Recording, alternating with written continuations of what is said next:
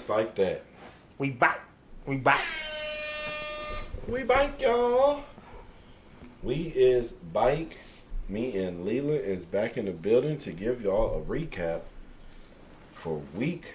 What was that? Week 3 of the NFL season? Yes, sir. Oh man. Dun, dun, dun, dun, dun. Dun, dun, dun, dun, dun. This nigga made up his own song because I don't know what that was. He didn't even give you the primetime song. I messed it up. That nigga said, Alex.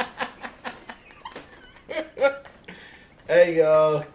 And the episodes are adding up, man. Welcome to episode 77 of Stats and Facts. I am your host. Ooh, wait. Drosky Wolski. The Baltimore one. I'm your host, Lil Leland. Shit, what to do, man? Leland switching up the intro, aka Jesus with a G. So yeah, man, we had a good weekend. Sports, man. Hey, I'm gonna tell y'all, this episode right here is brought to you by Lil Leland. I told him, I said before we started, I said, bruh, if you ain't hit me up today, you wasn't trying to pod, it wouldn't have happened. So, can we get some fire emojis right now? Clapping hands. Y'all gotta... What can we do to get these people to interact with us? I don't even know if, like, talking about it to them on the mic, on, you know what I'm saying, while we're here, talking to them about it is... Maybe a Q&A when we go live. You said what? A Q&A. Oh, I thought you said maybe we can curate when we go live. And I said, what does curate mean? But then he said, no, a Q and A. And A. That's that. I'm telling you, man, if you ain't got nobody from the South in your life, like, you need to kick. It's a whole nother world, and the man. thing is, the crazy thing about that is, I noticed, y'all understand each other. Yep. And what's crazy, we can stay outside the South for so long, but when we get back, it just comes naturally out. The way we talk our slang, like the broken English, all that. Okay. It just comes naturally out. So yeah, man, we got in with y'all a few days ago, and it was what it was, as usual. Boy, these, I'm going to tell you, I hate when Vegas put out the ticket or the prices and it, not Vegas, Sports Center. They'll let you know, oh yeah, if you would have had this past weekend, if you would have had the Cardinals, the Texans, and the Colts for $100, you got $6,000. God dog. 3 teams. But if you had them just to win, they had to win the game. No point spread? No, because of how big of an underdog they were, it made the spread. It made the spread like that. So yeah, that was oh man, that was crazy. I don't feel like I missed out on it, but some of them upsets is real hard to see coming. So, in this episode, we are going to recap the scores from the weekend and Thursday night last week. And we are also going to tell you about the game that we were most excited about, like just going in to see what happened. Before we even say that, not as it was happening, but before the weekend started, I was really wanting to see what the Commanders was going to do. The game I wanted to watch was in college. You talking about Coach Prime? Yes, sir. Oh, man. And the Oregon Ducks, I wanted to see how they team... Just as much as we was, like, giving them praise, like, are we going to call them on their flaws? Are they just probably a 8-win team? It's still better than 1-11. Well, shout out to that. They better than 1-11, but And you got to think about this is first year, and they got 86 new players. yeah, but now we making excuses. No, I'm just saying. No. I'm saying that now we're making excuses, and we're also not we. I'm gonna say you in this instant. I didn't think they were going undefeated though. No. I'm not saying that. When they just start sliding, you're like, well, now you're talking about the 86 players coming in. Now it's this and that. Where's the where do you just see? Even I'm gonna give you after the loss, because I'm gonna tell you, if I'd have asked you this last week, I don't think you would have had them as a 2 or 3 loss team. Yeah, I thought about that the whole entire year. So you were looking at the schedule, Travis Hunter's injury coming into play. When you get 86 new players, you 1-11 last year. Everybody knew ain't nobody together. You learning how to play with one another. Everybody learning one another on the fly. We did not get that from them in the first 2 games. I understand that, but you got to understand in college, the first few games, you don't really be playing nobody, even though they did play TCU. Yes, they played formidable But the thing about opponents. TCU, they don't have no tape on these new players. You don't know what's coming. You play 2-3 games, not team got tape on you. I don't want to call you the cliche king, but you just saying appropriate words, and it just seems like it's right, and I can't argue with it. But okay, so is this? Are you saying they got the Dak rule where in Dak's first year they went 13-3? Remember? Mm-hmm. And he was a rookie, and they're like, oh my god, the Cowboys are set, and then it was 8-8, 8-8, 8-8. No, I'm not saying that. No, I'm just saying they didn't know nothing about that. But I'm gonna tell you, as a defensive coordinator, I probably would have went back and watched them at college. They're like, oh, there's no tape on them. There's tape on them. On some players, yeah, but yeah, they all spread it out. You can go and see. Well, yeah.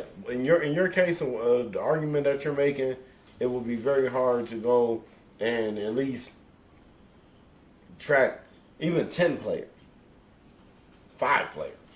So I get what you're saying there. And then you don't know how they play together. Watching them individually and playing together, that's 2 different things.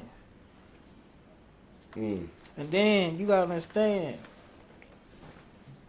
these coaches don't want Deion to win. So coaches trade off information. So what do you think about what he said? Oregon coach said that they are playing for wins and not playing for clicks and likes. He was saying that to get a click and like.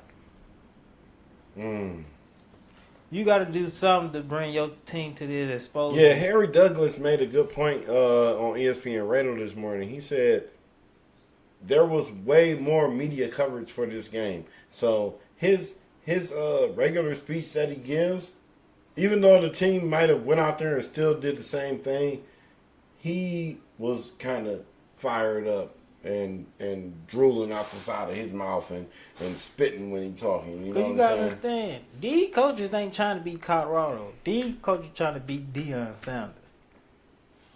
They not trying to beat the players. They trying to beat the coach, but the coach ain't playing. It's the players. That's a good point, Leland. Shout out to that. They are. It's nothing. It's not even about. You know what? It's probably maybe about his sons. Like if somebody cooks Shiloh or sacks Shador. But he been sacked the most. He been sacked 21 times so far. He been and he's still putting up these numbers. Well, his numbers probably brought him back to earth after Oregon got a hold of him. But they got a tough task ahead of them this weekend with USC coming in town. So, let me get your thoughts on what game was most captivating. Like the game after kickoff. Which game piqued your interest? Which game can you give me the most feedback on? Which game was just that one on your docket?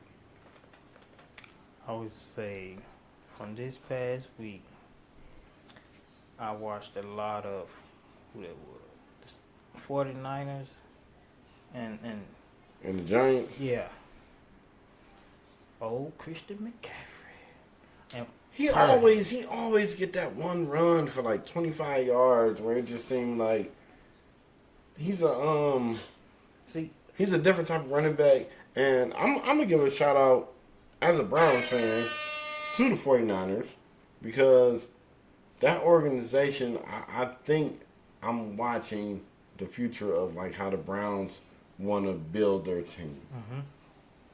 Hey, and shout out to the Buckeyes too. I don't know if you watched that Notre Dame game on Saturday night. Some of it. It was a crazy game. I went from my living room to my bedroom, back to my living room to my phone. Like I was everywhere with it. And in the last seconds, the Buckeyes scored. But I can't pronounce his name correctly. Number 19 for the Buckeyes. Okay. He reminded me of Debo Samuel. I don't know what it was. Maybe it was the 19, but just seeing him, he had a receiver-esque kind of, but he was kind of like stocky at the same time. Like a running back? Yeah, so he was Debo-esque, but Was he aggressive like Debo? he was, and he fought for that extra yard and won us the game on the last play of the game from the 1 yard line. 1 yard line, 3 seconds to go. Buckeyes got it done and took down the Irish. So. See, when I got home Saturday, that game was on, and I looked at the phone. I said, "Yeah, ain't nothing doing no podcast tonight on Saturday. You watching this game?" Definitely was watching the I Buckeyes. said, "He ain't gonna call me tonight." So look, I also am here to give a shout out to my son Andy. He played varsity football just this last Friday. He was in there. He was ready. He was subbing in and out like the whole little thing. Like I didn't even understand it. I said, "What did they say to you that you just?" Because I was watching him the whole time, even when he was on the sideline. I wasn't even watching the game. I said, "How do you know what's the verbiage?" He said, "Need DT." That's what they say. So I said, "It's a sprint between you and the other dude, like to get in the game." I said, "That should tell the coach all you need to know." The nigga that's running out there. Oh, shit. He ready. Yeah, he fucking ready. Oh, man. But, yeah, shout out to Andy for making varsity. That's weird, though, because normally the coach will directly tell a person to go out. He won't just call and whoever go first. And I do think my son just be saying some he be saying some bullshit sometimes. Because I done caught him a couple times and said, "Well, you told me this one time." And then it was like, you know what I'm saying? He's probably just too excited. He living the life of a 14-year-old. He was excited. The drilling was going. Hey, just like us, man, because we have not got y'all to these. We keep drifting off. So, what was some of the standouts from that 49ers game before I give you my game of the week? The way Brock Purdy was playing. Like, what's your favorite thing about Brock Purdy? The consistency. Like, he don't try to do too much. He do exactly what he need to do, and he put the ball in playmakers' hands so they can make plays. I'm going to tell you two things that I really enjoyed watching about him. And he is so good for me that I normally watch the ground level. I watch a quarterback's feet. Mm-hmm. I'm watching point guards' feet. Mm-hmm. As a defender, you're told to watch their hips. So everything is kind of like from here down. For Brock, I'm watching his shoulders. And I'm like, in them replays, I'm like, oh, I can see how his shoulders manipulated because he's about to throw here, but he keep that shoulder live where he just like, and you got to guess where I'm going to stop because it's my first read, this is my second read, and he is so, he's like Tetris. Tetris? Whereas, yeah, it's just like, it's like, boom, if it's not here, you know what? Up. You know what I'm saying? And he can contort and he doesn't have to use that. Remember when we talked about the quarterbacks that want to be Pat Mahomes? Yeah. He's the first thing for me. Okay. I think he was watching Dan Marino. I think that might be why he wear number 13. Maybe so. I think if we Google that, I might be dead on with that. And I didn't even look this up before, but as I was saying it, it just came to me, and I said, you know what? He got that Marino-esque.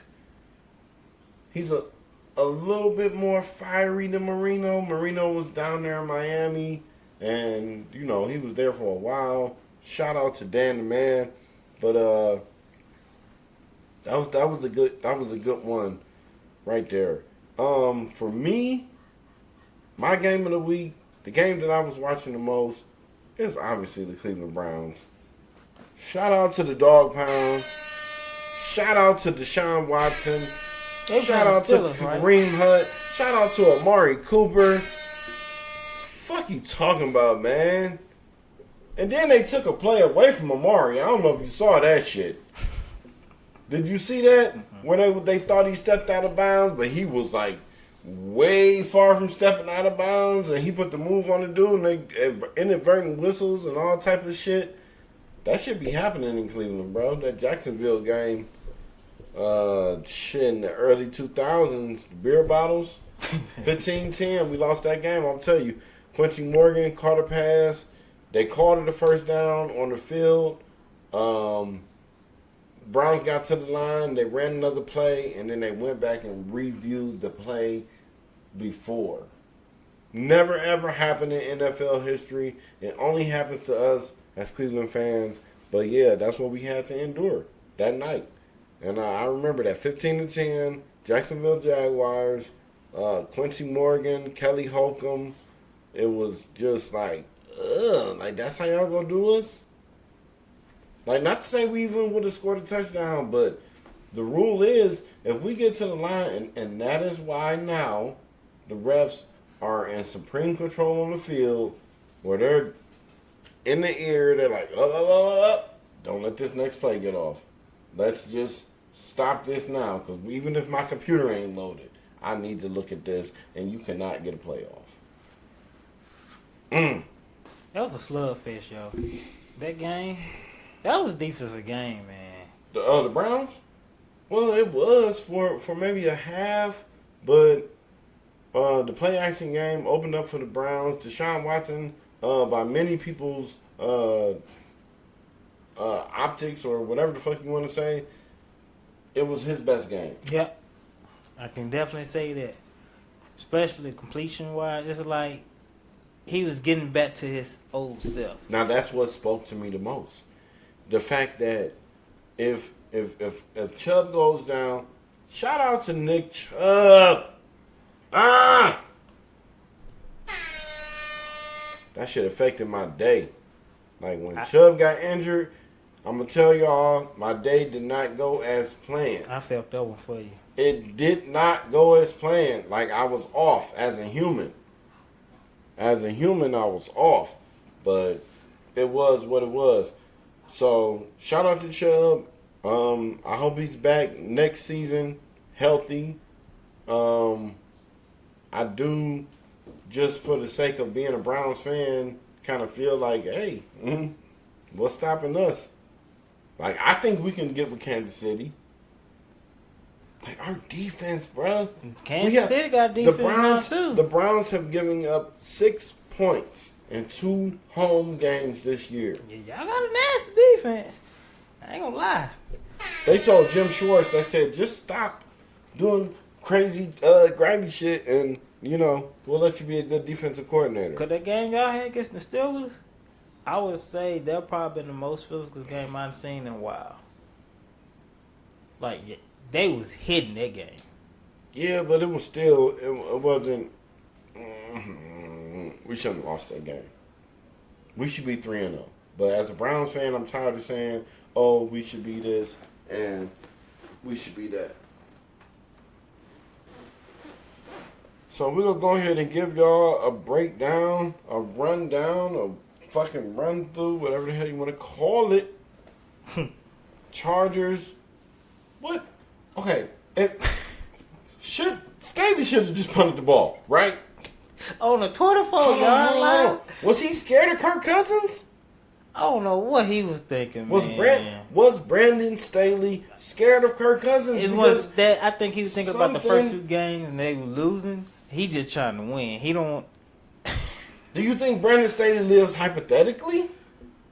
I don't know what he was thinking. Did he see himself in a press conference like, you know what? Kirk Cousins is just he's a great quarterback. Like, tell me what. I don't think he believed in his defense. He had to. Because to do that to 25? That's what I'm saying. I don't think he believed.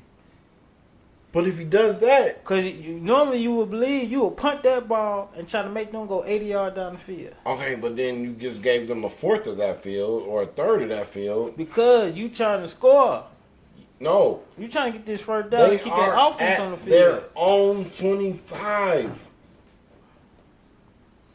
I'm not asking you to make sense of this because I know it don't make sense. As men that are not coaches in the NFL, we can't make sense of this. They can't even make sense of it. On a scale of 1 to 10, how happy you think he is he won that game and he didn't have to answer that question? Oh, he was on a 10. All right, so I'm the reporter. You're Brandon Staley. Y'all lost, okay? Kirk Cousins, Justin Jefferson, last 3 seconds. That nigga got his head down. Coach He know he about to get fired. Coach Staley, we noticed that you went for it on 4th and 1 at 25-yard line on your own side of the field. What were your thoughts about maybe the Vikings getting the ball and their high octane offense taking it into the end zone? And did you even think about punting the ball? No. I was thinking about keeping my offense on the field. I was trying to get my offense a spark.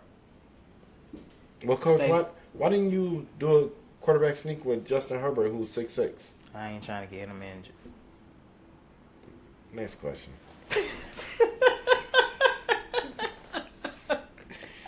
Oh man, the Bills took down the Commanders 37-3. Did them dirty. That was my game that I was most interested in seeing before the games kicked off. That was the one I had highlighted. Shout out to Jordan Love. That was a good comeback. Give that man some love. Hey, you know what? He got like the Zach Wilson effect, but he ain't go out there and fuck his team off yet. But they like, we don't think you good enough, and then he's winning these games. No, he's winning. No, he's willing his team to win. No, I'm saying the Zach Wilson effect. His team don't even trust him to do nothing. No, but Jordan Love team trust him. You think they trusted Jordan Love? Man, that man been with the team 5 years already. 3. He been there for a while. He know the offense. He got the same coaches. He got a familiarity. They seen him in practice. Zach Wilson, from the performance he did last year. Okay, Zach Wilson been with his team 3 years. But the performance he gave last year, for you to get Aaron Rodgers. Should we just dig like a little box right here for Zach Wilson? You know they comparing Zach Wilson to Russell, Jamarcus Russell right now. Like they stats are similar. Like I mean, you know what? When people call people bust, and we are not going to get to all the scores, y'all, because we kind of got sidetracked a little bit, but maybe we will. But when people call people bust, it's an eye test. Nobody's going back to the stats. I'm gonna tell you that. Well, or the facts. They went to the stats today, and his stats compared Russell's is very similar. Wins, losses, interceptions, touchdowns, everything is very similar. Hey, speaking of stats that are similar, what if I told you that Russell Wilson has better stats, average-wise, in Denver than he did in Seattle? I don't think really Russell Wilson a problem. It's their defense. Bruh. You give up 70? The Russell Wilson effect. He slowed his team down, bro. Man, that defense slowed him down this past weekend. Slow who down? Broncos. Because they was getting outran. Man, is still there scoring every possession. Shout out to Mike McDaniel, too, man. You know they almost out a record. Mike McDaniel showed me that I'm cool. I'm swagged out, but I'm not gonna do niggas dirty. I would have ran it up. I'm finna break the record on your butt. I'm 3 points away to break the record. I'm breaking the record. I'm sorry. I'm going in history. For the most prolific offense ever. I'm going in history. That'll be most points scored, but they still scored the most points since 1966. Yeah, that was nice. Tyreek Hill scored on like the third play of the game. It was just like Tua completed his first 16 passes. When the NFL team take their start out for the fourth quarter, that's bad. Yeah, like a high school game. The Russell Wilson effect is real. His team don't trust him. I can tell you that much. I don't think that. That's not it. He slows the game down. He slows it down. But you got to understand, too, they got a whole new offensive coordinator this year, too. They run a whole different new offense. See, you doing the same thing you did for Travis Hunter. Nah, I'm just keeping it real. He running a new offense. You're not keeping it real. You are. That is keeping it real. You are telling me a reason. So, you tell me that you run a new offense, you think you finna run off the ground? Look at Lamar Jackson, for example. He even starting off slow. New offense. See, now I'm going to have to go back, be like, oh, this team was the first year with the offense. When you start changing them on the fly, then that's when you mess up. That's what I think. But we are not going to get to the rest of the week, y'all, because me and Leland will be sitting here arguing, and we both want to go have dinner. My body is sore from work and some more things. Physically trying to get my body together, and I'm feeling it. But hey, Leland, it's been fun. It's time for Andrea and Steve's son to run. I don't know why the hell I have not included my father. Man, he's an awesome man. Dad, I love you. And it started. You know you're my dog.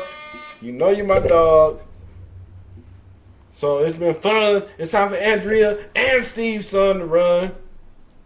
Remember, cleanliness travels like defense. When you get up in the morning, make your bed. It'll make you feel better. I'm here to tell you that. It'll make you feel better every single day. Take out the trash. Hey, Leland, man, I'm so grateful for you falling through on this episode, bro, because without him, y'all would not have got this episode. And I am, man, I don't know what to say. We're going to keep it going. So, Leland, we out? We out. We out. Oh. I have a homework test this Sunday morning. How much time you think we got, Leland?